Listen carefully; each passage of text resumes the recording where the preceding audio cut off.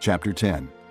When the queen of Sheba heard about the fame of Solomon and his relation to the name of the Lord, she came to test him with hard questions. Arriving at Jerusalem with a very great caravan, with camels carrying spices, large quantities of gold, and precious stones, she came to Solomon and talked with him about all that she had on her mind.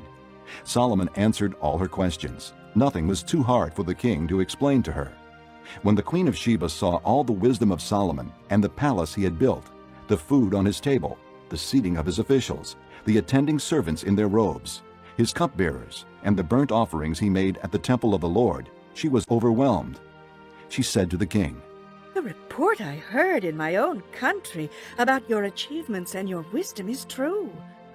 But I did not believe these things until I came and saw with my own eyes. Indeed, not even half was told me. In wisdom and wealth, you have far exceeded the report I heard. How happy your men must be! How happy your officials, who continually stand before you and hear your wisdom! Praise be to the Lord your God, who has delighted in you and placed you on the throne of Israel. Because of the Lord's eternal love for Israel, he has made you king to maintain justice and righteousness." And she gave the king 120 talents of gold, large quantities of spices, and precious stones.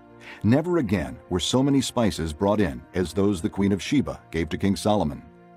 Hiram's ships brought gold from Ophir, and from there they brought great cargoes of almug wood and precious stones.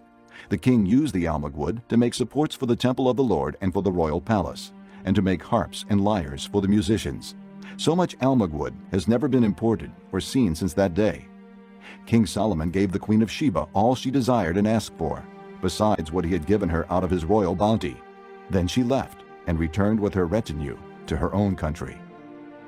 The weight of the gold that Solomon received yearly was 666 talents, not including the revenues from merchants and traders and from all the Arabian kings and the governors of the land. King Solomon made 200 large shields of hammered gold. 600 bekas of gold went into each shield. He also made 300 small shields of hammered gold, with 3 minas of gold in each shield. The king put them in the palace of the forest of Lebanon. Then the king made a great throne, inlaid with ivory and overlaid with fine gold. The throne had 6 steps, and its back had a rounded top. On both sides of the seat were armrests, with a lion standing beside each of them. 12 lions stood on the 6 steps, one at either end of each step. Nothing like it had ever been made for any other kingdom.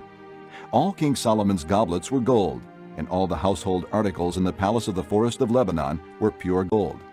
Nothing was made of silver, because silver was considered of little value in Solomon's days. The king had a fleet of trading ships at sea along with the ships of Hiram. Once every 3 years it returned, carrying gold, silver, and ivory, and apes and baboons. King Solomon was greater in riches and wisdom than all the other kings of the earth. The whole world sought audience with Solomon to hear the wisdom God had put in his heart. Year after year, everyone who came brought a gift: articles of silver and gold, robes, weapons and spices, and horses and mules. Solomon accumulated chariots and horses. He had 1,400 chariots and 12,000 horses, which he kept in the chariot cities and also with him in Jerusalem. The king made silver as common in Jerusalem as stones, and cedar as plentiful as sycamore fig trees in the foothills. Solomon's horses were imported from Egypt and from Cuwe. The royal merchants purchased them from Cuwe. They imported a chariot from Egypt for 600 shekels of silver, and a horse for 150. They also exported them to all the kings of the Hittites and of the Arameans.